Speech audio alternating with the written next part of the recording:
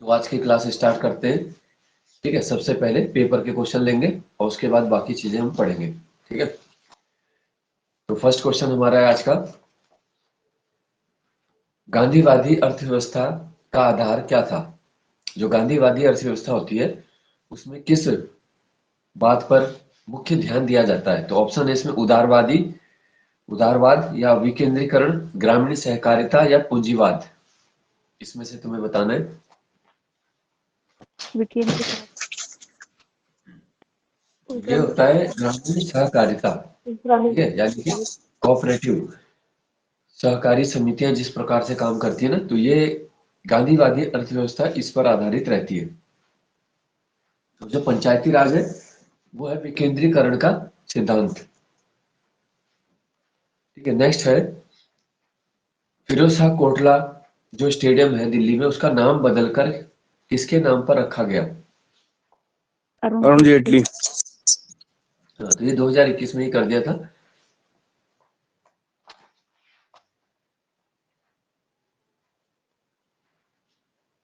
Tokyo Olympic में भारतीय hockey team ने किस देश को हराकर कांस्य पदक प्राप्त किया था। तो ये थोड़ा जर्मनी। ओलंपिक का क्वेश्चन आ गया। हाँ, यह बेल्जियम। है जर्मनी।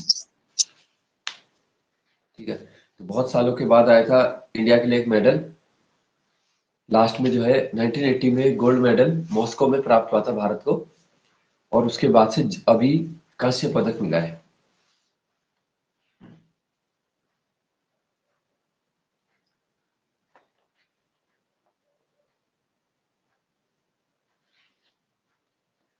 फिर है कोवैक्सीन का उत्पादन किस कंपनी ने किया। भारत बायोटेक।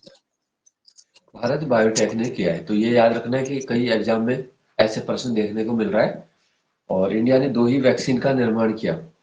ठीक है, एक होगी कोवैक्सीन भारत बायोटेक, और दूसरी कौन सी बनाई गई थी। कोविशील्ड सीरम इंस्टीट्यूट ने बनाई है। हाँ, तो जो कोविशील्ड है वो सीरम इंस्टीट्यूट पुणे। तो एक याद रख लेना, दूसरा फिर याद आ जाएगा।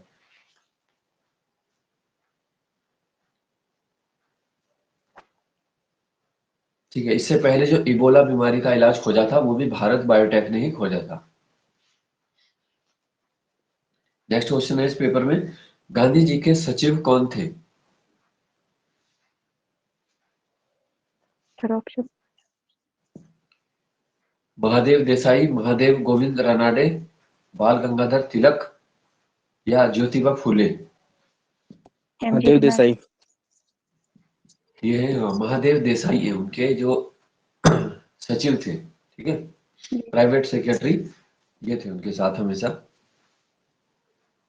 फिर गांधी जी के कितने पुत्र थे। 4। गांधी जी के 4 पुत्र थे। ठीक है, जिनमें से एक के ऊपर हरिलाल के ऊपर मूवी बनी है, बापू माई फादर।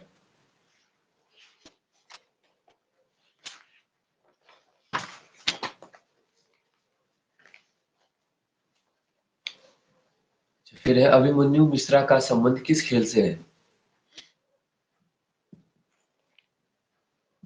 जिसमें प्रज्ञानंद भी है, और प्रज्ञानंद को वो मिला था अभी अर्जुन अवार्ड। कौन सा खेल है। इस खेल में सबसे पहले विश्वनाथन आनंद को चुना गया था ग्रैंड मास्टर चेस में। शतरंज के अभिमन्यु मिश्रा का संबंध भी इसी से है।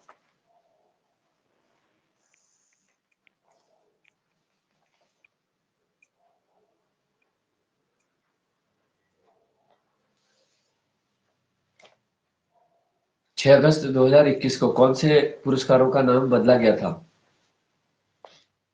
ध्यानचंद। हाँ, तो राजीव गांधी गांधी खेल पुरस्कार का नाम को बदल के ध्यानचंद पुरस्कार करते हैं।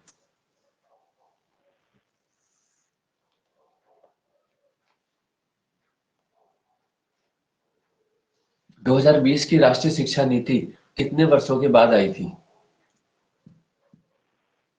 31। पिछली वाली आई थी देखो 1986। ठीक है, तो 1986 के हिसाब से जो नीति में हो रहे हैं 34 साल, ठीक है, 2020 तक। तो 34 साल याद रखना है कि 34 साल लगे दूसरी एजुकेशन पॉलिसी को आने में। उत्तराखंड, अब उत्तराखंड के प्रश्न इसमें, उत्तराखंड में उर्दू भाषी लोगों का प्रतिशत कितना है?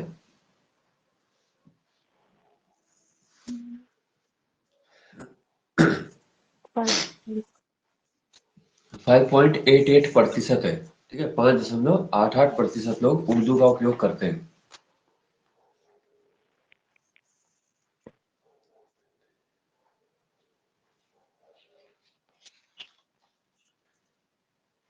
कल्याण सिंह रावत को 2020 में कौन सा सम्मान दिया गया? पद्मश्री। पद्मश्री सम्मान दिया गया था।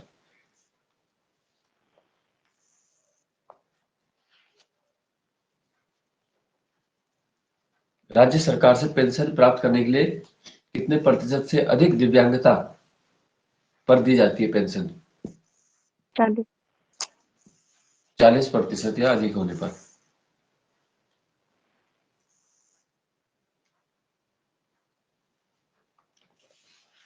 ट्रांसफर के लिए हिंदी शब्द क्या है? स्थानांतरण। और स्थानांतरण या केवल अंतरण भी आ सकता है, ठीक है, अगर स्थानांतरण नहीं है तो फिर अंतरण वाला भी सही हो जाएगा। गीत सेठी का संबंध किस खेल से है?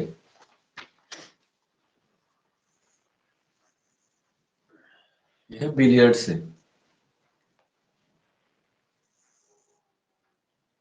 अगला है, उत्तराखंड विधानसभा ने अपनी वेबसाइट कब लॉन्च की थी?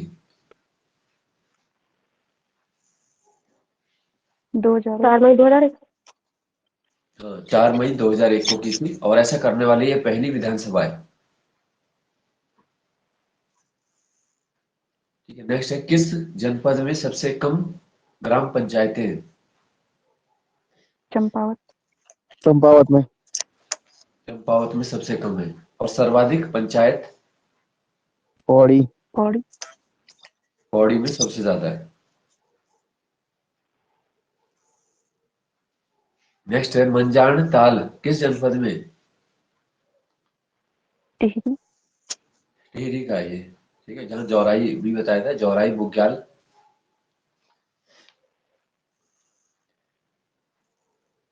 घराटों को लघु उद्योग का दर्जा कब दिया गया? 1 अप्रैल 2001। 2001 में लघु उद्योग का दर्जा दिया गया।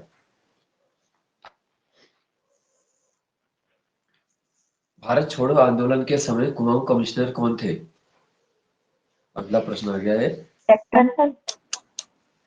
एक्टन थे इस समय।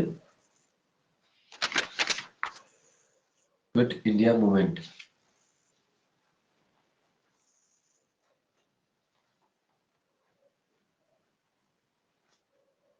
विकासखंड या ब्लॉक के संबंध में कौन सा इनमें से जोड़ा गलत है? ठीक है, सबसे पहले दिया है चंपावत में 2 ब्लॉक, पिथौरागढ़ में 8, अल्मोड़ा में 11 और नैनीताल में 8। कौन से में गलत दिया है?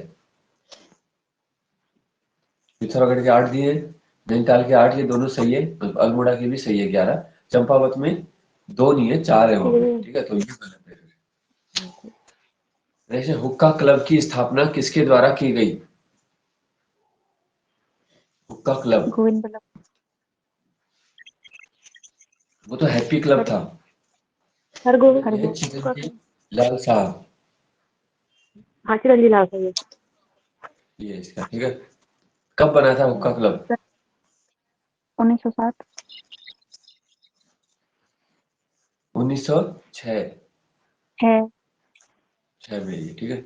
अगला आ गया, उत्तराखंड गौरव दिवस, गौरव के नाम से दिवस भी आ गया, 10 10। सितंबर। ठीक है।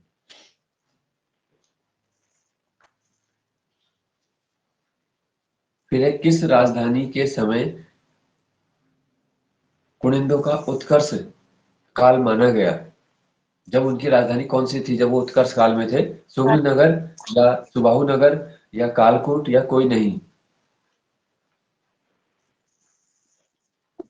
सुबह इसका हो जाएगा सोमन कालकोट। नगर यानी बेहट। ठीक है, ये वाला है। तो इस समय उनका उत्कर्ष काल था। बाकी राजधानी उनकी ये भी रही, कालकोट भी राजधानी थी। तो बेहट क्षेत्र यानी सहारनपुर जो उत्तर प्रदेश का क्षेत्र पड़ता है, उसे शुभ्र नगर भी कहते थे। उस समय उत्कर्ष काल था उनका। कुमू क्षेत्र किसे कहा गया? कुमू क्षेत्र, चंपावत। चंपावत को कहा गया है कुमू क्षेत्र। आधुनिक हरिद्वार की नींव किसने रखी थी?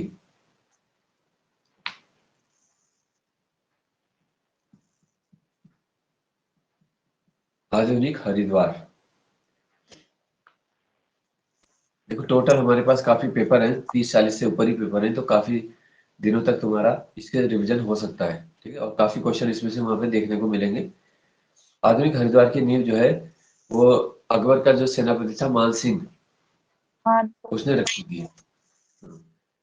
फिर कंडोलिया कहाँ है? कंडोलिया पहाड़ी पौड़ी। पौड़ी में है ये। नेक्स्ट है मोछंग, कैसा वाद्य यंत्र है? दूसरी धनबाद है। फिर सुशीर हो जाएगा ये। ठीक है, जो फूंक मारकर बजाए जाने वाले, जैसे तुरही, शंख, है ना, ये सब है मोछंग, सुशीर श्रेणी के हैं ये। वरिष्ठ नागरिक संबंधी भरण पोषण कल्याण अधिनियम 2007 उत्तराखंड में कब लागू हुआ? 2011। 2011 में। तो याद रखना इसका यह सभी 2011 भरण पोषण अधिनियम। ठीक है, यानी कि जो बच्चे हैं उन्हें अपने माता पिता को एक हिस्सा कमाई का देना ही होगा, भरण पोषण अधिनियम के अंतर्गत। ये कानून है मतलब। फिर है, माधव आशीष का जन्म स्थान कहाँ है, जिन्हें अंग्रेज संत बोलते हैं? टिहरी। नहीं, इनका जन्म हुआ था इंग्लैंड में। ये यहाँ बाद में आए थे ये, तो इनको अंग्रेज संत कहा गया था।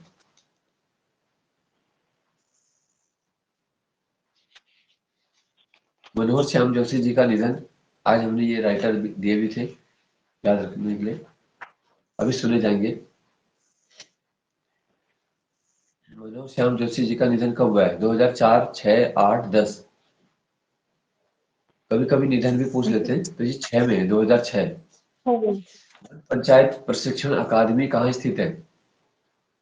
उत्तराखंड में वन पंचायत। हल्द्वानी। कथा फैक्ट्री, हल्द्वानी। ये भी हल्द्वानी है।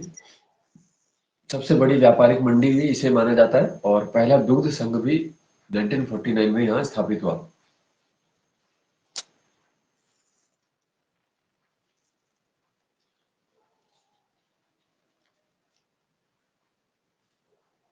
भागीरथी नदी की लंबाई कितनी है? 205। 205 किलोमीटर। 205 किलोमीटर। तो गढ़वाल की जो उद्गम होने वाली नदियों में से ये सबसे लंबी है, और पूरे उत्तराखंड में आ जाएगा काली। वीर केसरी पुस्तक किसने लिखी थी?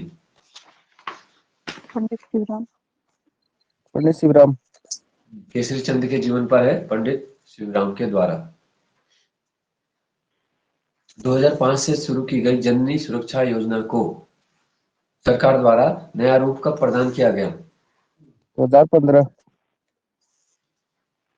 15 में। तो 10 साल बाद याद रखना है। ठीक है, 5 से 15।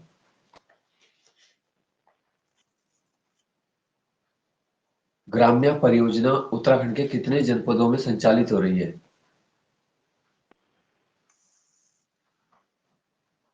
यह 7 जिलों में। ठीक है, जलागम प्रबंधन की योजना है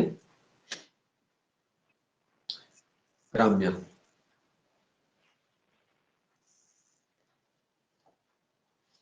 इनमें से बताना किसको 2003 में पिछड़ी जाति घोषित नहीं किया गया था?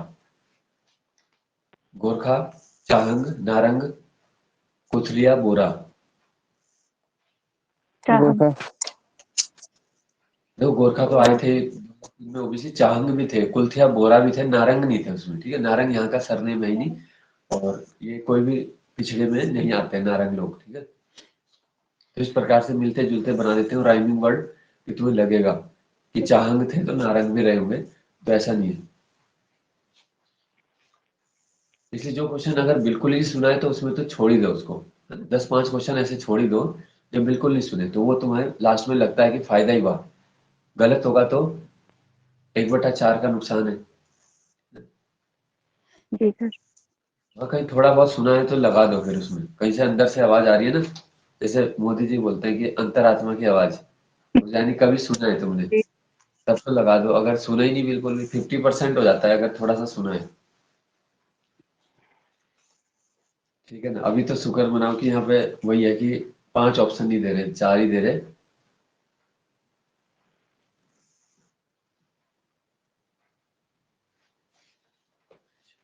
तो होगा कुछ नहीं, बस उससे थोड़ा सा मेरिट 4-5 नंबर डाउन हो जाएगी, पेपर का लेवल थोड़ा बढ़ जाएगा, है ना? अगर 5 ऑप्शन कर दिए या परमानेंट एक ऑप्शन कर दिया इनमें से कोई नहीं, तो फिर श्योर वाले ही लगेंगे आंसर। अब है कुमाऊं रेजिमेंट का गठन 1945 में कहाँ हुआ था? आगरा। मूल रूप से ये आगरा में बनी थी, 3 साल बाद इसको फिर लाया गया था कुमाऊं के रानीखेत में। ग्राम सभा की वर्ष में कितनी आम बैठक होनी आवश्यक होती है? 2। 2 बैठक होनी बहुत जरूरी है कम से कम। दिव्यांग जन को सरकारी सेवा में कितना प्रतिशत आरक्षण दिया जाता है? 3%। 4। दिव्यांगों को 3 है, ठीक है, और एसटी का 4 है, एक्स आर्मी का 5 है, फिर ईडब्ल्यूएस 10 है, बाकी तुम्हें पता है ना, एससी, ओबीसी, ओबीसी 14 है, एससी का 19 है। सर्वाधिक परसेंट के हिसाब से देखें तो एससी आरक्षण दिया जा रहा है। बाकी पहले वो उत्तराखंड आंदोलनकारी मिलता था तो उस पर काफी समय से रोक लगी हुई है, क्योंकि पहले ही आरक्षण क्या है, संविधान के नियम के हिसाब से ऊपर जा चुका है।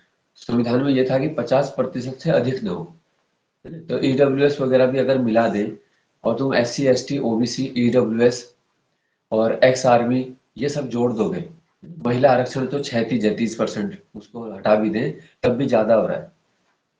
तो अगर अभी ये उत्तराखंड आंदोलनकारी स्वतंत्रता सेनानी का मिलता ही है वैसे, और स्पोर्ट्स कोटा भी शायद आजकल बंद किया हुआ है, तो अगर ये सब दे दिया जाता है तो फिर जनरल के लिए मुश्किल से 25-30 भी नहीं बचेगा फिर।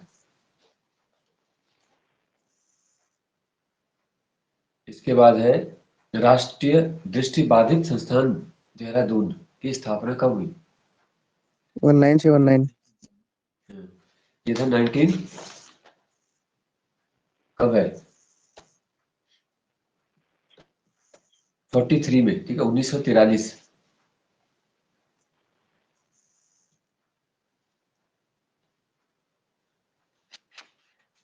जखोली मेला कहाँ मनाया जाता है? रुद्रप्रयाग। खोली। कहाँ है जखोली मेला? थोड़ा वहां रह पे तो जाएगा लगेगा। हाँ, ये है इधर चक्राता की तरफ है ये, ठीक है। जी। चक्राता हाँ। में जखोली मेला है, और रुद्रप्रयाग में तो वहाँ की तहसील है जखोली। जी सर। औली रोपवे, ऐसे टाइप के क्वेश्चन भी याद रखने, है ना, कंफ्यूजन हो जाता है। औली रोपवे की लंबाई कितनी है? 4.15 किलोमीटर। हाँ। 4.15 किलोमीटर, यानी कि 4 किलोमीटर और 150 मीटर का होगा ये। बिपिन रावत जिनका निधन हो चुका था, ठीक है, तो इनका संबंध किससे है? Gorkha rifle, Garhwal rifle, Kumaon regiment या कोई नहीं? गोरखा। गोरखा से। गोरखा से थे ये, ठीक है, गोरखा राइफल्स में ये थे, और पहले सीडीएस हैं भारत के। दूसरे कौन है? अनिल चौहान। अनिल चौहान है इस समय, तो दोनों ही पौड़ी जनपद से संबंधित हैं।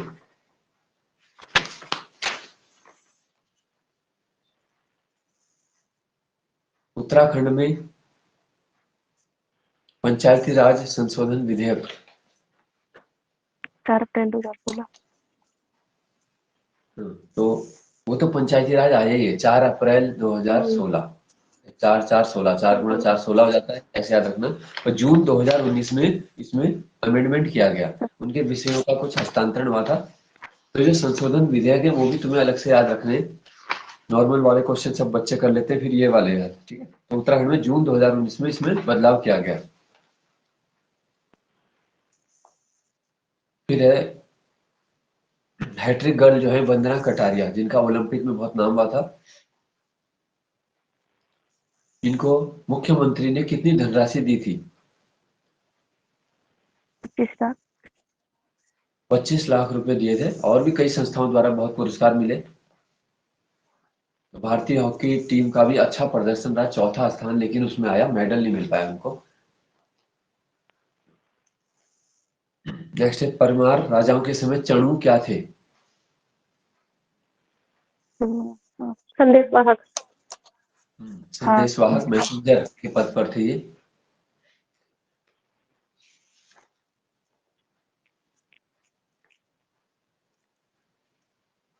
सिक्योरिटी के लिए प्रशासनिक शब्दावली में क्या आता है? हिंदी में क्या बोलेंगे इसे? सिक्योरिटी। सुरक्षा। ये तो इसका इंग्लिश से हिंदी मीनिंग वैसे ही हो गया कि सिक्योरिटी गार्ड, सुरक्षा गार्ड। पर जो इसका प्रशासनिक शब्दावली में आता है ना, सिक्योरिटी होता है प्रतिभूति, ठीक है। जी सर, बॉन्ड टाइप का। जैसे हम एक्टिंग बोल देते हैं, तो एक्टिंग तो वैसे अभिनय हो गया, पर एक्टिंग क्या है? कार्यकारी। एक्टिंग चीफ मिनिस्टर, कार्यकारी मुख्यमंत्री, तो वो कार्यकारी के लिए हो गया। तो ये जो एडमिनिस्ट्रेटिव वर्ड होता है प्रशासनिक, वो अलग होगा।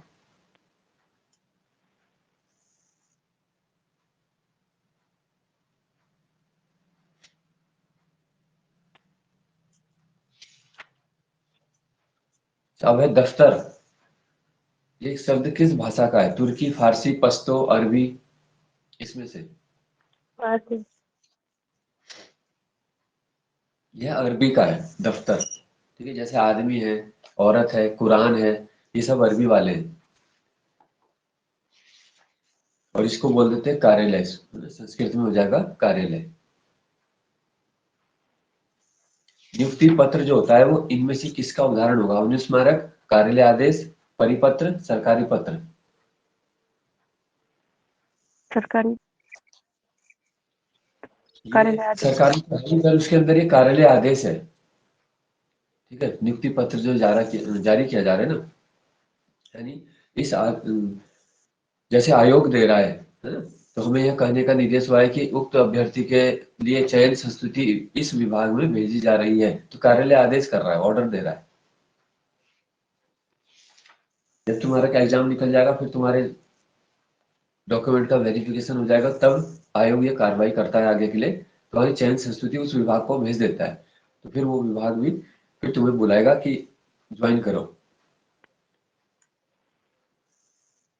अगला है, हिंदी में बताना है तुम्हें, भग्न का विलोम बताना है, ठीक है। भग्न का विलोम क्या होगा इनमें से? खंडित, अक्षत, नष्ट, ध्वंस। अक्षत। क्योंकि ये तीनों अगर तुम देखोगे तो एक ही है। खंडित हो जाना यानी खत्म हो जाना, टूट जाना, नष्ट का मतलब भी टूट जाना, ध्वंस भी खत्म होना होता है। वो ऑप्शन ही अलग है, अक्षत, जो बिना टूटा हुआ। तो भग्न का मतलब भी क्या होता है? टूटा हुआ, यानी खंडर के प्रकार का। और उसका उल्टा है अक्षत, जो पूरा है, ठीक है। फिर है राग का विलोम, राग का विलोम। विराग। राग द्वेष, है ना? राग मतलब किसी से प्रेम भक्त वो रखना, अनुराग रखना। और द्वेष हो जाएगा इसका, किसी से दुर्भावना।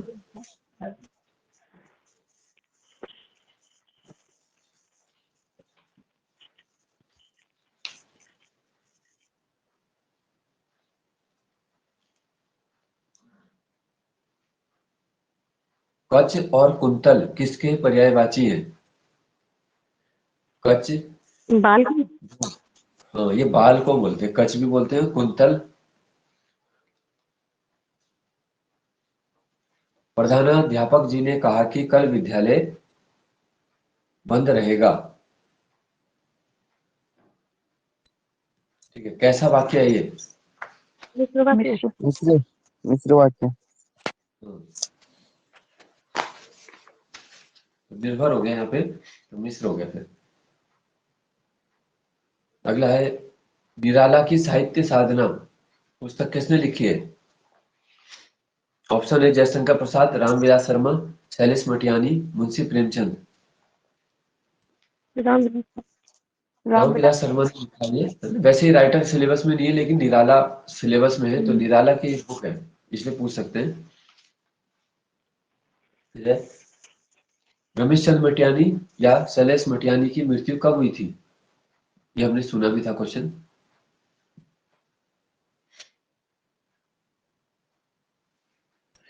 2003 2001।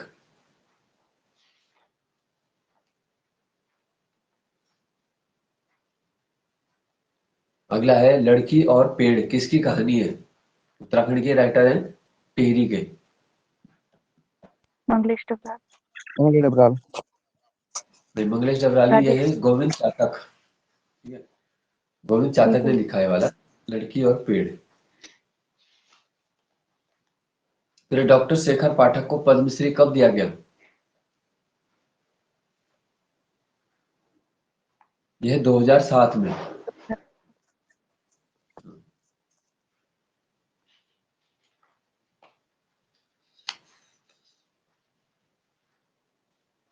जयशंकर प्रसाद जी ने ममता जो रचना लिखी है, किस विधा में लिखी?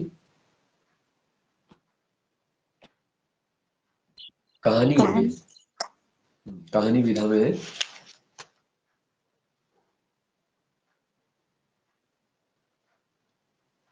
अब थोड़ा सा जीएस के क्वेश्चन रह गया और ये पेपर हो गया समाप्त हमारा। ठीक है, लघु उद्योग दिवस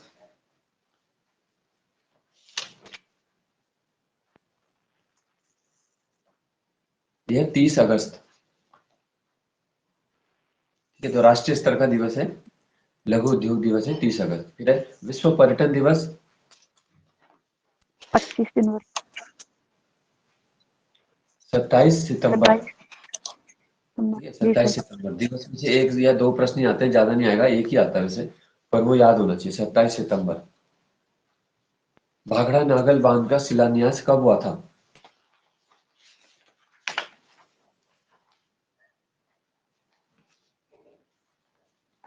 ये प्रथम पंचवर्षीय योजना के दौरान जो है 1954 में किया गया था इसका। ठीक है, 51 से 56 तक पहली पंचवर्षीय चली थी। तो इस समय बहुत सारे हाइड्रो प्रोजेक्ट नेहरू जी के द्वारा बनाए गए थे। वोलेटाइल मेमोरी का उदाहरण क्या है? रैम। रैम क्या होगा? रैम की रोम, इसमें से रैम एक है है। बोले टाइप। रैम रैम है, वोलेटाइल यानी अस्थाई। ठीक है, और नॉन वोलेटाइल हो जाएगा रोम।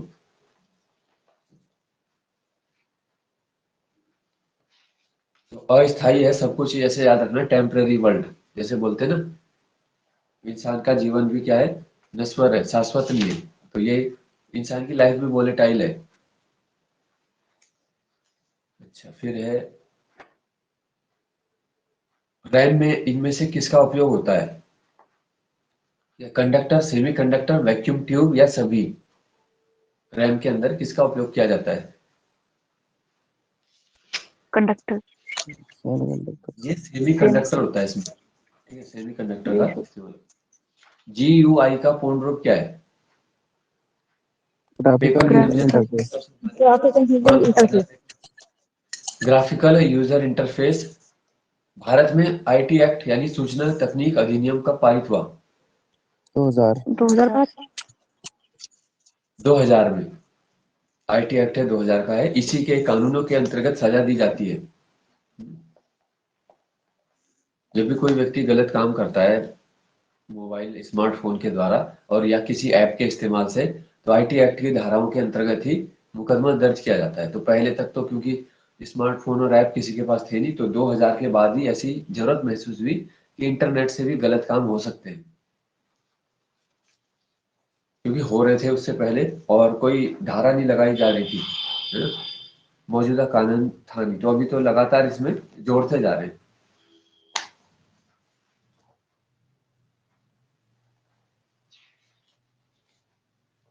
फिर है VPN का पूर्ण रूप। कंप्यूटर का लास्ट क्वेश्चन था ये, VPN।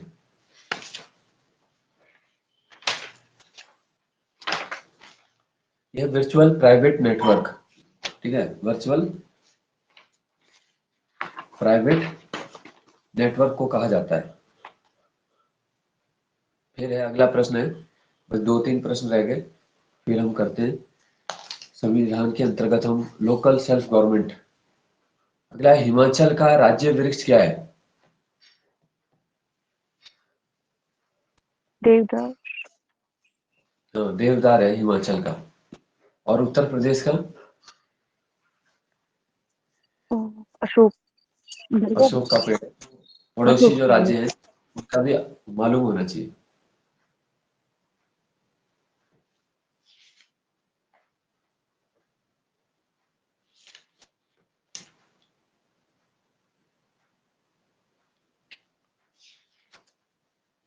तमगा नामक कर पर रोक लगाने वाला बादशाह कौन था? बाबर। जहांगीर ने इस पे लगाया था बैन। तो ये हो गए तुम्हारे पेपर के क्वेश्चन। और लास्ट क्वेश्चन है आज का ये, पुनर्जागरण काल का सर्वश्रेष्ठ निबंधकार कौन था इनमें से? ठीक है, पुनर्जागरण काल का सर्वश्रेष्ठ निबंधकार, ऑप्शन है रूसो, टॉमस मोर, फ्रांसिस बेकन, जियाटो। ये विश्व के इतिहास से आ गया प्रश्न थोड़ा, विश्व रूसो इतिहास का होगा। या टो।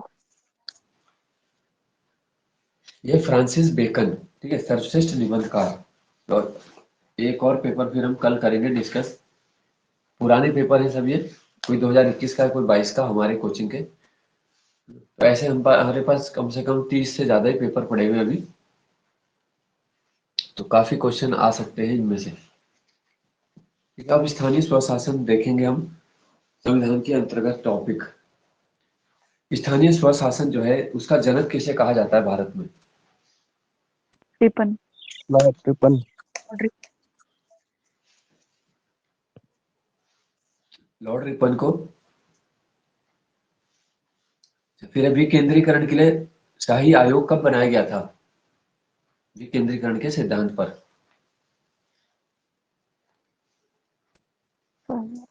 ऑप्शन 1905, 6, 7, 8, 9, ये ऑप्शन है इसमें। ये से करे तो और कंफ्यूजन। 1907 में, ठीक है, तो नजदीक के ऑप्शन दे दिए ना। तो अंग्रेजों के समय विकेंद्रीकरण को ध्यान में रखते हुए बनाया गया था ये। तो ये कहीं ना कहीं पंचायती राज के शुरुआती कदम है, जो काम रिपन ने किए, लोकल सेल्फ गवर्नमेंट। ठीक है, और भारत के अगर नेताओं में से पूछेंगे तो गांधी जी सर्वाधिक पक्षधर थे पंचायती राज के, इसको भी ध्यान रखना। ठीक है, तो पंचायती राज का देखो टॉपिक जो है पूरा विस्तृत तरीके से इसे समझाया जाएगा, क्योंकि ये आगामी वीडियो वीडियो जब भी होगा, कई मार्च अप्रैल होता है, चाहे जून जुलाई, जब भी होगा उसमें काम आएगा। दूसरा, इसके अंदर के प्रश्न जो है वो वैसे भी आते ही है एग्जाम में, है ना, अदर एग्जाम में भी आते हैं, क्योंकि ये सिलेबस में तो है ही, तो इसलिए। जैसे ये 11वीं और 12वीं अनुसूची के अंदर कौन कौन से विषय हैं या नहीं है, तो वो भी कनिष्ठ सहायक में पूछ लिया था। अच्छा, फिर है कि पंचायती राज संस्थाओं को संवैधानिक दर्जा देने वाला संशोधन कौन सा था? 73वां। 73वां संशोधन जो था किस वर्ष में आया था? 1992। 1992 का संशोधन है, ठीक है, लेकिन लागू हुआ ये 1 साल बाद, 1993। 24 अप्रैल 93 को हुआ। इसलिए पंचायती राज दिवस है हमारा 24 अप्रैल। तो लागू होने का अलग है, आया कब है एक्ट, तो हर एक्ट के साथ एक ईयर जुड़ा होता है जब वो आता है। ठीक है, जैसे 86वां संशोधन था अनिवार्य शिक्षा के लिए, तो वो कब है? 2002 में। 2002। लेकिन लागू 1 अप्रैल 2010 से उसको किया गया है, तो लागू होने का ज्यादातर संशोधन अलग ही डेट है।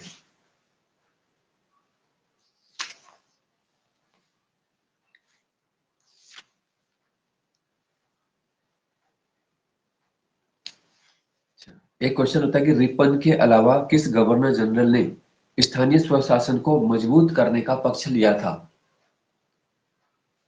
ये थे लॉर्ड हार्डिंग। ठीक है, 1915 में इन्होंने एक रिपोर्ट जारी की थी और इन्होंने स्थानीय स्वशासन का पक्ष लिया था।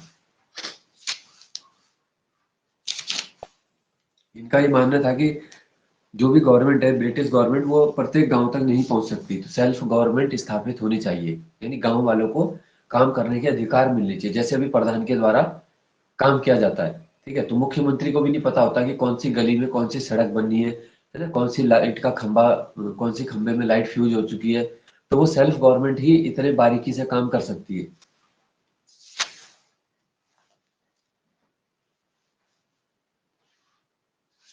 फिर है, कौन से अधिनियम ने स्वशासन को राज्य का विषय बना दिया था?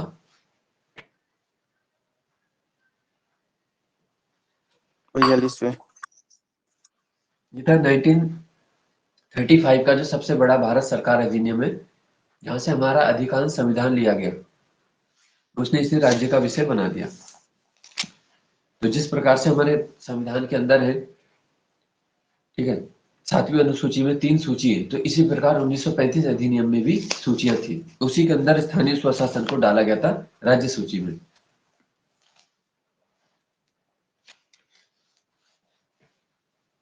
2 अक्टूबर 1952 को कौन सा कार्यक्रम नेहरू जी ने शुरू किया था? सामुदायिक विकास। हाँ, कम्युनिटी डेवलपमेंट प्रोग्राम, सामुदायिक विकास कार्यक्रम, ठीक है, नेहरू जी के द्वारा प्रारंभ किया गया।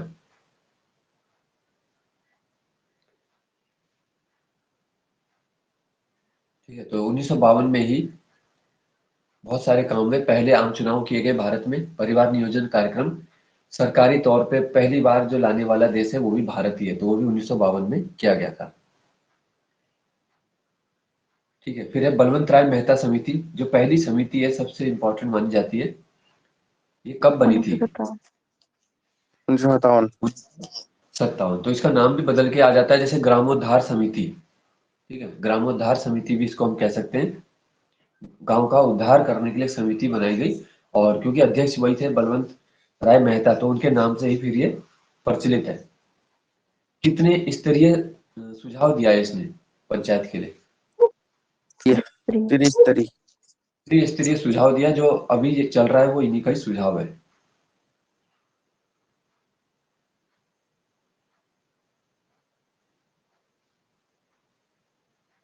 ठीक है, समिति जो ये थी, इसने अपनी रिपोर्ट कब दी?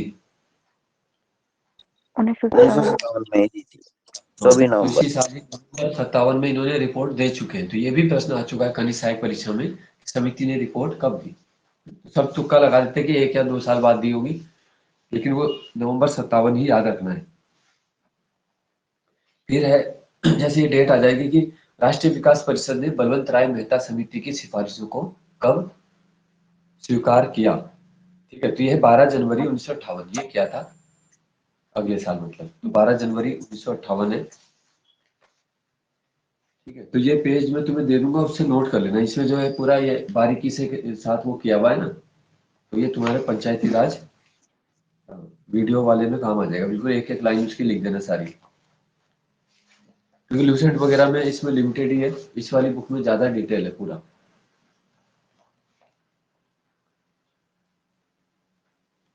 बलवंत राय ने जो 3 प्रतिमान बताए थे, 3 स्तर, ग्राम पंचायत है, पंचायत समिति है, जो अभी चल रहे सारे वही है, ठीक है, और जिला परिषद।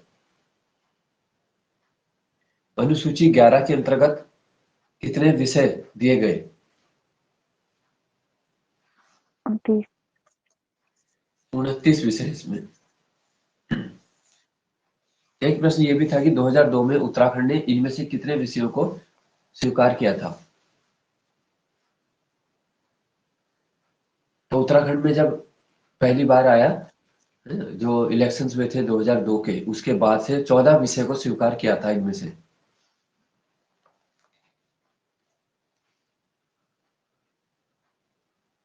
ठीक है, तो ये भी तुम्हें याद रखना है।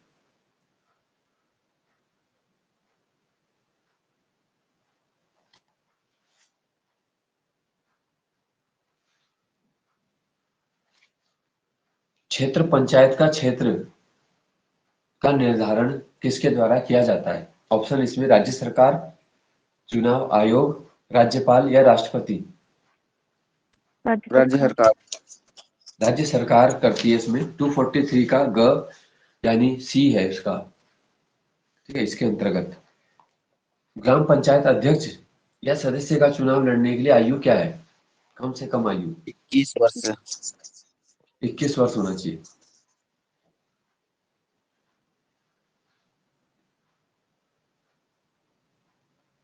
ग्राम पंचायत के जो सदस्य होते हैं, जिन्हें हम वार्ड मेंबर बोलते हैं, ठीक है, उनका चुनाव कौन करता है?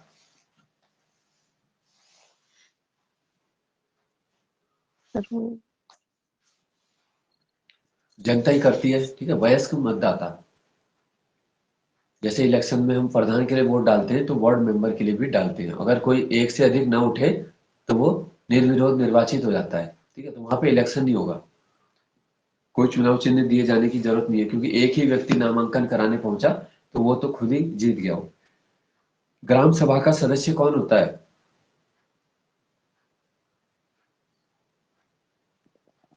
वीडियो कौन होगा? वीडियो नहीं, वीडियो नहीं है। देखो, ग्राम सभा में तो कौन है? मतदाता है केवल, ठीक है। जैसे तुम भी हो अपनी ग्राम सभा में। ग्राम सभा के सदस्य सभी वयस्क मतदाता होते हैं जिनका नाम उस क्षेत्र की निर्वाचक निर्वाचक नामावली में है। अगर तुम्हारा नाम वोटर लिस्ट में है तो तुम ग्राम सभा के सदस्य हो। और ग्राम पंचायत का सदस्य वो होगा जो निर्वाचित होगा, ठीक है। तो ग्राम पंचायत और सभा में ये अंतर है, यानी केवल वार्ड मेंबर और प्रधान ही ग्राम पंचायत के सदस्य हैं, और ग्राम सभा में सभी हैं जिन्होंने वोट डाला या वोट डालने की योग्यता रखते हैं, है ना? लिस्ट में नाम होना चाहिए। और फिर जब आएगा कि ग्राम पंचायत का सचिव कौन होता है, ठीक है, जिसे बोल देते हैं हम पंचायत मंत्री, लोकल लैंग्वेज में बोल देते हैं ना कि ये हमारे पंचायत मंत्री हैं, तो वो हो जाएगा वीपीडीओ, जो होगा ग्राम पंचायत विकास अधिकारी, ठीक है। और जो वीडियो होता है वो ग्राम्य विकास विभाग का है, वो अलग है। तो जो प्रधान के साथ कर रहा है वो वीपीडीओ कहीं ज्यादातर काम है, ठीक है। और जो मनरेगा वगैरह का वो वीडियो को दिया जाता है। तो सरकार ने फिलहाल इसको एक ही कर दिया है। जो भी ये भारत उत्तराखंड में एक आईएएस अधिकारी है आनंद वर्धन, तो उन्होंने डिसीजन लिया कि वीडियो वीपीडीओ के पद को एक कर दिया जाए। अब इसका विरोध हो रहा है क्योंकि जो पंचायती राज विभाग के मंत्री है सतपाल महाराज, तो वो बोल रहे हैं कि मेरे से भी राय नहीं ली गई और मुझे भी इस बात का पता बाद में पता चला है, तो उनका ये प्रस्ताव वापस होना चाहिए।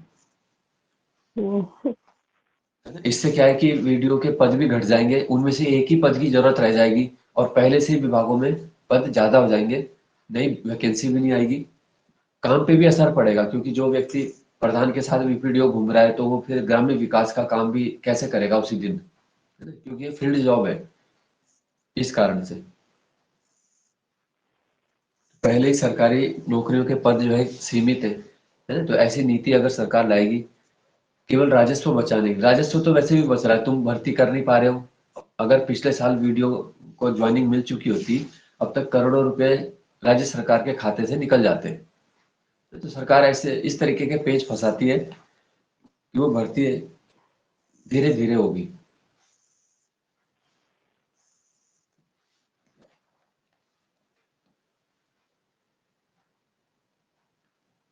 ठीक है, तो ये हो गया हमारा। आगे अब देखते हैं।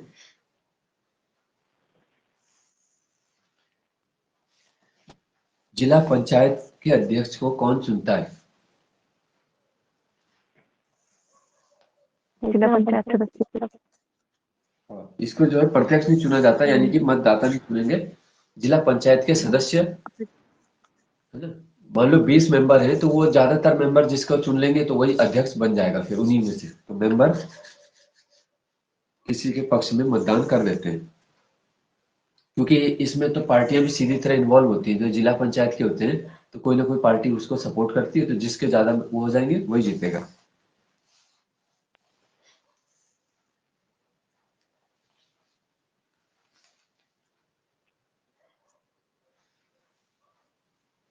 नागौर में कब की गई थी पंचायती राज की स्थापना?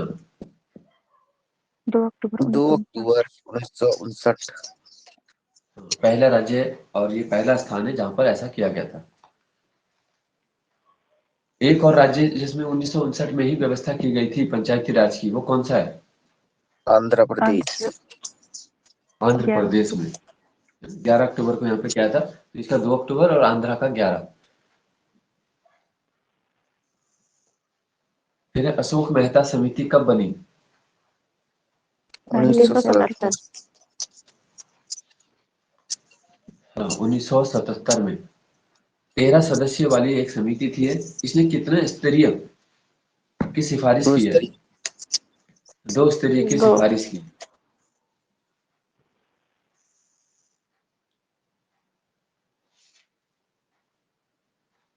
ठीक है, तो इस समिति की सिफारिशों को जो है अपर्याप्त मानते हुए सरकार ने अस्वीकार कर दिया था। ठीक है, तो ये जो है बलवंत राय के ही पुत्र हैं, बलवंत राय मेहता के हैं, अशोक मेहता।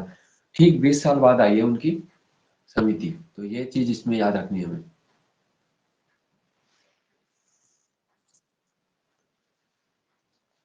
फिर है पीवी के राव समिति, डॉक्टर पीवी 1950। के राव, 1985 में। तो ग्रामीण विकास और गरीबी उन्मूलन, ये इस पे इनका फोकस था।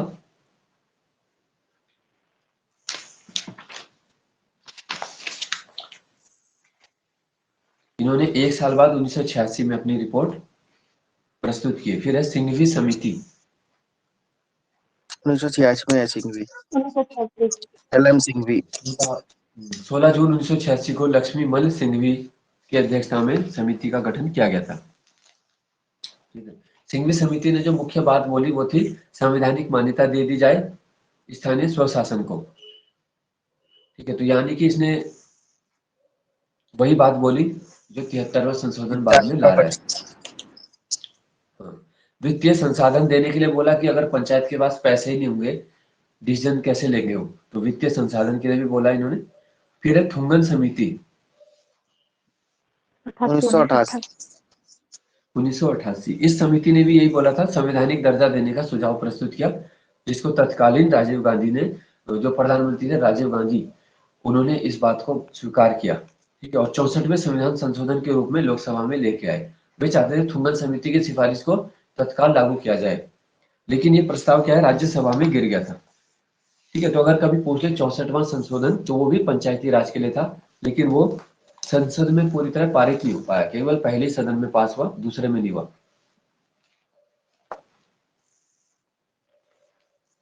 यानी उन्होंने मन तो बना लिया था। तो बाद में जब 73वां संशोधन आया, तो उस समय कौन थे प्रधानमंत्री? नरसिम्हा राव।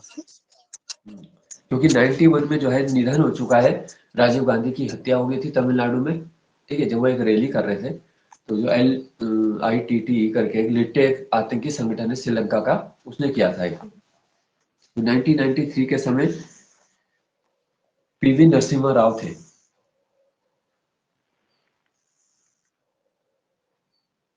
लोकसभा ने 22 दिसंबर और राज्यसभा ने 23 दिसंबर 1992 को इन संशोधनों को पारित किया था, 73वें संशोधन को पारित किया था। ठीक है, इसके बाद 20 अप्रैल को राष्ट्रपति ने हस्ताक्षर किया है, 24 अप्रैल को यह ऐतिहासिक विधेयक ने कानून का रूप ले लिया था। मतलब 20 अप्रैल को ही कानून का रूप लिया जा चुका है, जैसे राष्ट्रपति का हस्ताक्षर होता है। तो इसका जो डीप क्वेश्चन में सारी डेट्स याद रखनी है, 22 दिसंबर, 23 दिसंबर, फिर 20 अप्रैल 93 और 24 अप्रैल पंचायती दिवस के दिन यह अधिनियम पूरे भारत में लागू हो गया। ठीक, तो इसको संवैधानिक दर्जा मिला है फिर कानूनी रूप से।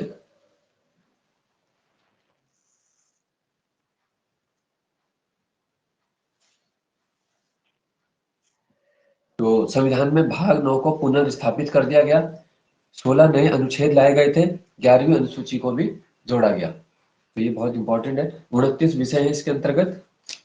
ये सब पॉइंट तुमको क्या है, अलग से ही नोट कर लेने, जितने भी पेज इसमें बनेंगे वो सब डीप से बिल्कुल लिखना है, ताकि आगामी परीक्षा, क्योंकि वीडियो PPTO में पूरी तरह से कोशिश करोगे तो उसमें पद बहुत अच्छे, अगर लेवल 5-6 के लिए ट्राई करोगे तब जाके कई लेवल, है ना, 4 तक तो है ही उसमें, कम से कम जो वीडियो PPTO है 4 पद उसमें आता है वो लेवल में।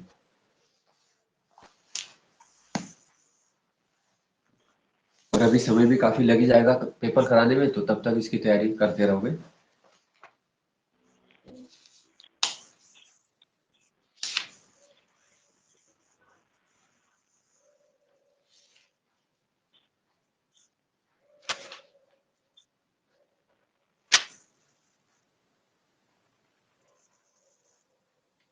तो पांचों इसकी समितियां याद रखनी है जो हमने बताई थी, ठीक है। बलवंत राय, अशोक मेहता, पीवी के राय, सिंघवी और थुंगन समिति। प्रजातांत्रिक विकेंद्रीकरण का सिद्धांत पंचायती राज व्यवस्था से ही संबंधित है। नेक्स्ट आ जाता है कि ये जो अधिनियम थे इसमें किस राष्ट्रपति के हस्ताक्षर थे। 73 और 74 दोनों पे संशोधनों पर शंकर दयाल शर्मा। डॉक्टर शंकर दयाल शर्मा का है ये, जो 20 अप्रैल की हमने बात की थी। अच्छा, नगरीय जो शासन होता है वो किस सूची का विषय है।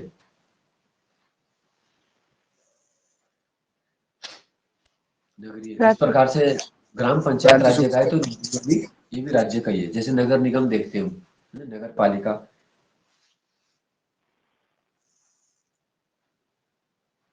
नगर पालिका किस भाग के अंतर्गत है, या नगर निगम कह सकते हैं, नगर पालिका नगर निगम।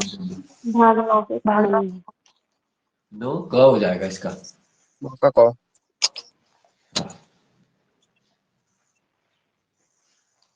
नगर पालिका के जो प्रावधान है, संवैधानिक प्रावधान कब से लागू हुए। जून 1973। 1 जून से 1 जून 1993। 1993 से। सॉरी 93।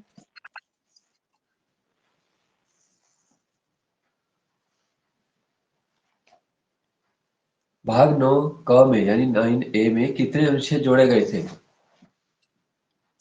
18। 18 से 18 है इसमें। उसमें 16 माने जाते हैं पंचायतों के लिए जो है ना। तो एक में तो केवल ग्राम पंचायत की परिभाषा है, और फिर 243A से O तक 15 हो गए, तो 15 और एक 16 हो गया, वो 16 वो और 18 ये, ठीक है। तो 34 अनुच्छेद हो रहे हैं टोटल।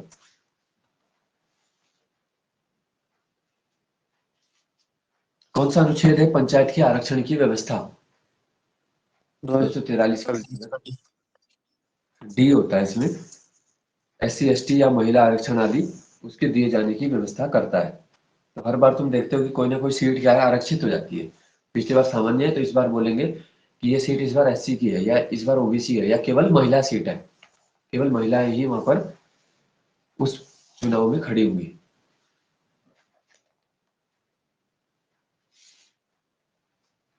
ठीक है। अगर प्रधानमंत्री के रूप में पूछेंगे कि इसने सर्वाधिक प्रयास किए, तो फिर राजीव गांधी आ जाएगा, क्योंकि उनका 64वां संशोधन लाने का प्रयास किया था, भले वो पास नहीं हुआ पूरी तरह। पंचायत की अवधि किसमें है? ई में 2040 से। ई में है ये।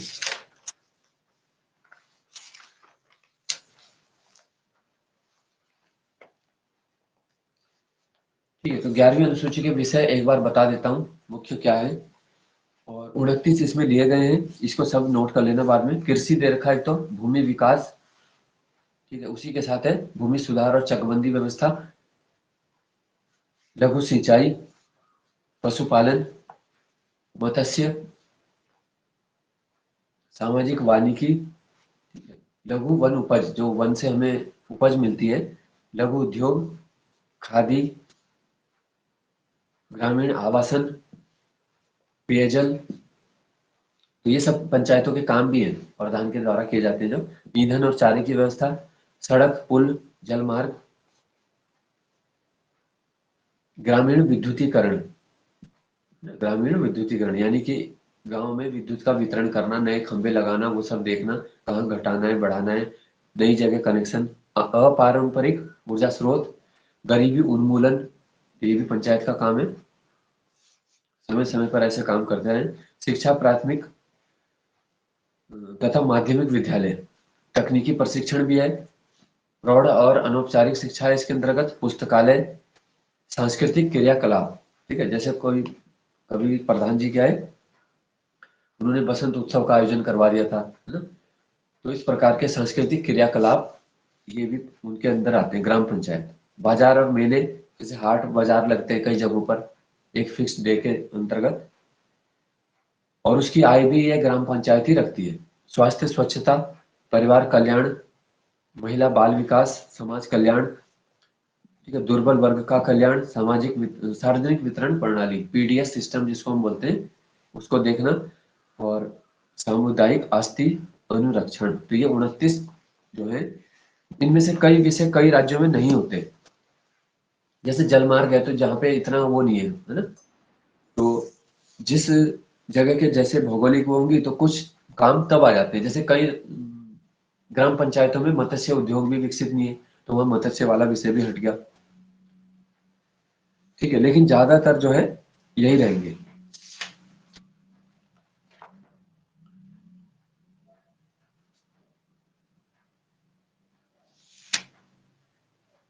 पंचायतों में महिलाओं को कितना आरक्षण होता है? 50%। तो वर्तमान में जो है 50% दिया गया है। ठीक है, तो जिससे कि महिलाओं को आगे लाया जाए, है ना? लेकिन प्रैक्टिकल रूप में हम देखते हैं कि जहाँ पे महिला भी होती है तो वहां पे उनके पति या भाई या कोई पुरुष ही काम करता है ना? और उसको प्रधान अगर महिला है तो उसे प्रधान पति बोलेंगे, और प्रधान पति के सारे काम करेगा। ठीक है, वो महिला तब भी वही करेगी जो कर रही थी, मतलब वो पहले से। ठीक है, तो जबकि ऐसा होना नहीं चाहिए, तो वो फायदा निभाव से लाने का, है ना? पुरुषवादी जो समाज था तो वो वैसे का वैसे ही रह गया। पहले 1/3 किया था, फिर इसको 1/2 यानी कि 50% कर दिया गया। तो इस तरीके से देखो, चाहे 90% भी कर दें या 100% भी महिला कर दें तो काम तब भी, है ना, जिसने करना है उसी के द्वारा ही हो रहा है। तो वो केवल मीटिंग में जाने तक, हस्ताक्षर करने तक महिला सीमित रह जाती है, तो ये गलत है। जब तक वो फ्रंट में आके नहीं करेंगे काम, तो महिला के लिए कैसे करेंगे? पुरुष अगर फैसले कर रहा है तो कोई महिला उन्हें अपनी बातें हो सकता है ना बता सके, है ना? और वो चीज समझेगी भी नहीं, मतलब जो पुरुष प्रधान होगा वो हो सकता है ना बातें समझे, वो समझेगा भी नहीं, जो उसके वो समस्या है ही नहीं तो वो कैसे समझेगा? तो इसलिए जो महिला जहाँ पे जीतती है, महिला को ही करना चाहिए। लोग बोलते हैं कि उन्हें आता नहीं है, तो तभी तो आएगा। 6 महीने 1 साल में तो व्यक्ति वो हो जाता है उसमें एक्सपर्ट पूरा। जी सर। तो ये सिस्टम बना रखा है बस। तो ये समझा जाता है कि महिलाएं नहीं कर पाएंगी, इसलिए वो आ जाते हैं सामने काम करने, और वो करते भी नहीं ज्यादा। बीपीडीओ और वो दोनों अगर मिल जाए तो समझो कि घोर अन्याय है। कुछ काम नहीं होता, बस उन दोनों का ही विकास होता है। Yes sir.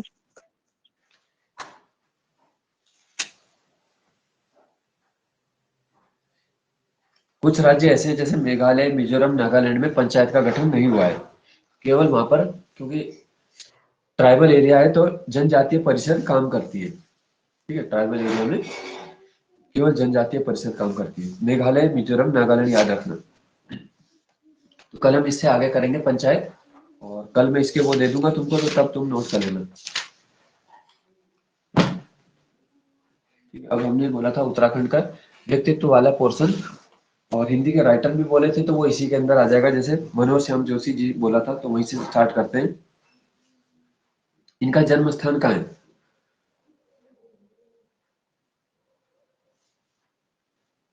ये थे तो अल्मोड़ा के, लेकिन जन्म स्थान अजमेर में है इनका। अजमेर। अभी मैंने ये भी पूछा था, इनका निधन कब हुआ है? 30 मार्च 2006। ठीक है, इनके प्रसिद्ध कुमाऊनी उपन्यास कौन सा है? क्या पर? क्या पर कसब।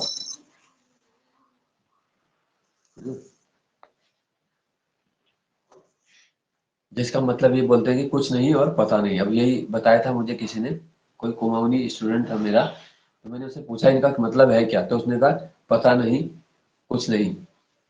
अब पता नहीं कि वो सही बता रहा था या उसे भी पता नहीं, है ना?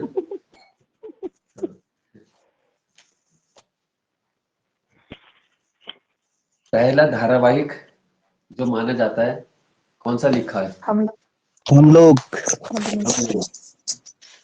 तो इनके लिए यूके, इसने यूके ट्रिपल एससी ने दिया जा चुका है प्रश्न, बहुमुखी प्रतिभा के धनी। ठीक है, तो इन्होंने पत्रकारिता भी की, धारावाहिक भी लिखे, फिल्में भी लिखी, कहानी भी लिखी, उपन्यास भी लिखी, लगभग हर विधा इन्होंने लिखी, तो इसलिए बोला गया बहुमुखी प्रतिभा के धनी है। दूरदर्शन के डायरेक्टर भी रहे थे कुछ समय तक, और इनके प्रसिद्ध जो हुए थे मुंगेरी लाल के हसीन सपने। ठीक है, एक ये भी इनके टीवी पे बहुत समय तक आया था, मेरी लाल के हसीन सपने।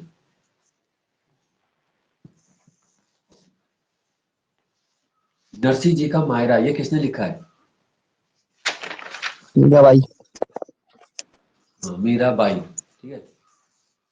जो जी राणा सांगा थे वो इनके ससुर थे, और भोजराज इनके पति थे, जिनकी मृत्यु हो गई थी जल्दी, तो फिर इन्होंने संत का जीवन जिया, मीराबाई ने। ठीक है, तो इनके समय जीवन में भी चमत्कार हुआ था, जो इनका जहर का प्याला दिया गया था, वो जहर नहीं रहा, मतलब अमृत बन गया इनके लिए। फिर पूछे जाते हैं कि रस खान का वास्तविक नाम क्या था? सैयद इब्राहिम खान। सैयद इब्राहिम। सैयद इब्राहिम, तो एकमात्र माने जाते हैं मुस्लिम कृष्ण भक्त, ठीक है। इसीलिए इनको जो है कृष्ण के धाम मथुरा में ही इनको स्थान दिया गया है, मथुरा वृंदावन।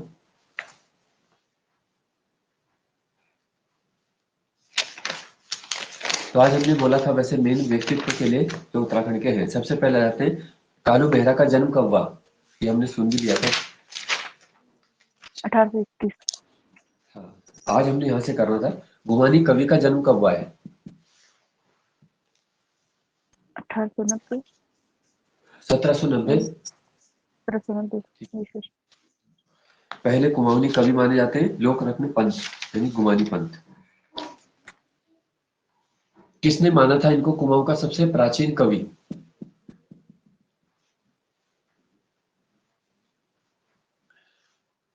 जॉर्ज ग्रियर्सन ने।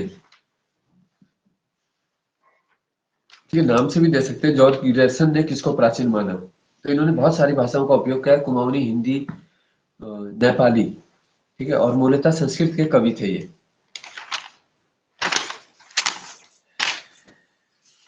एक एक छंद में इनकी सारी भाषाएं मिलती है। नेक्स्ट है भैरव दत्त धुलिया का जन्म कब हुआ?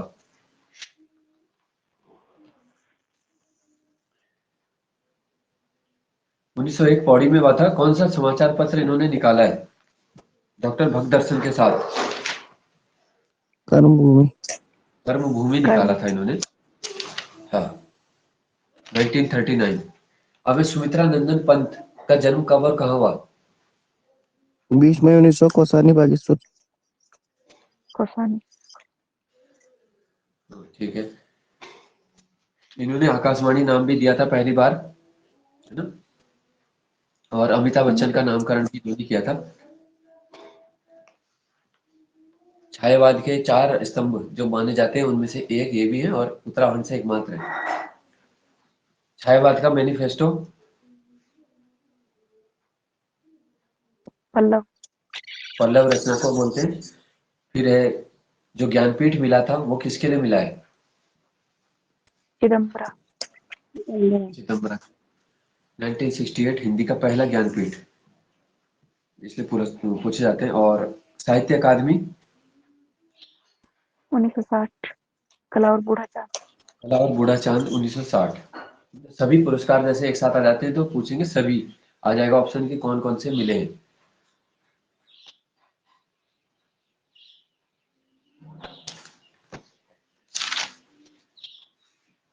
हिमवंत का कवि?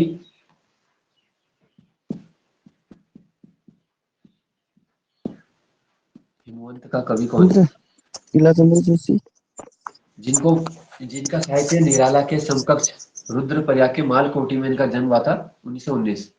चंद्र कुमार बर्थवाल। क्वेश्चन आ चुका है, मालकोटी गांव पूछा था, रुद्रप्रयाग, चंद्र कुमार बर्थवाल। ठीक है, कम समय 28 वर्ष तक ही केवल जीवित रहे, और उतने में ही नाम करके चले गए। ठीक है, बहुत सारे लोग हैं देखो, जैसे रामानुजन है गणितज्ञ, आदि गुरु शंकराचार्य 32 साल रहे।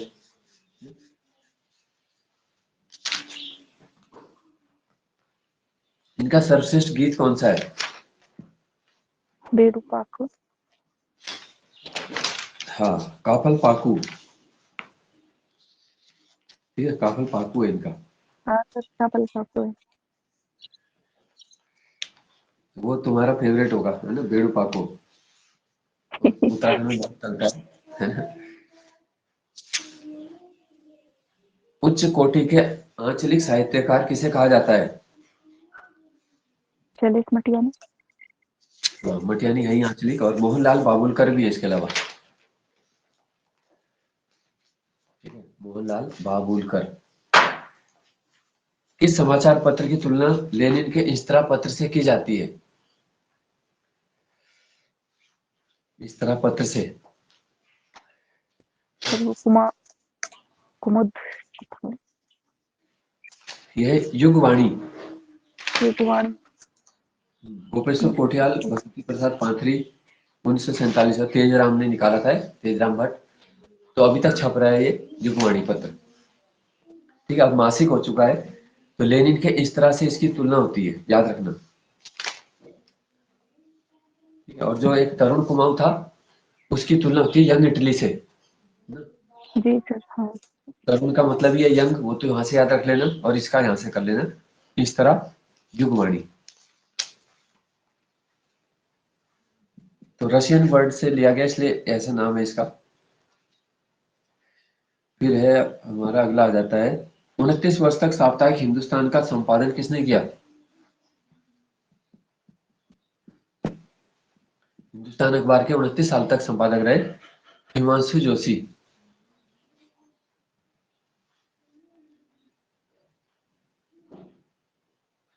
और इनकी भी किताब एक बार आ चुकी थी, तपोभूमि गढ़वाल, गढ़वाल के लोक नृत्य, गंगा यमुना का नहर। ठीक है, के लोक नृत्य।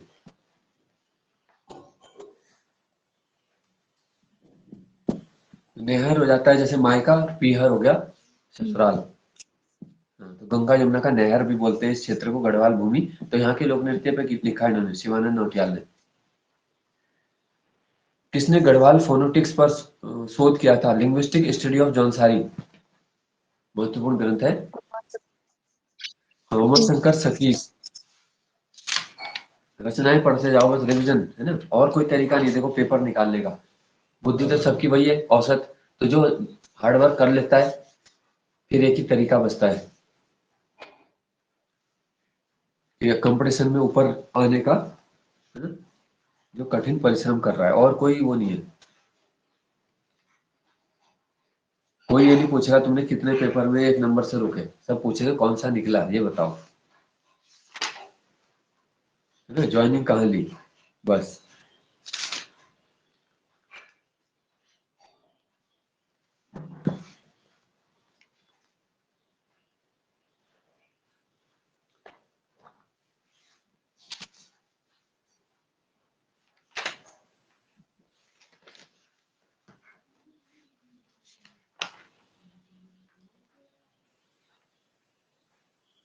इसी दुनिया में, ये किसने लिखा है?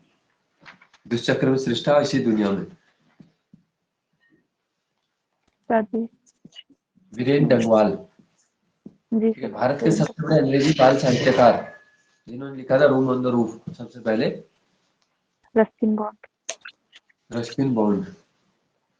1935 में इनका जन्म हुआ है, कसौली।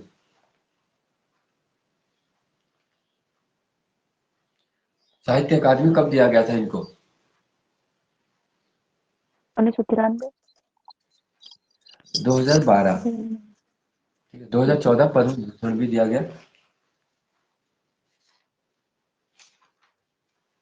और 2005 में गढ़वाल विश्वविद्यालय ने डॉक्टरेट।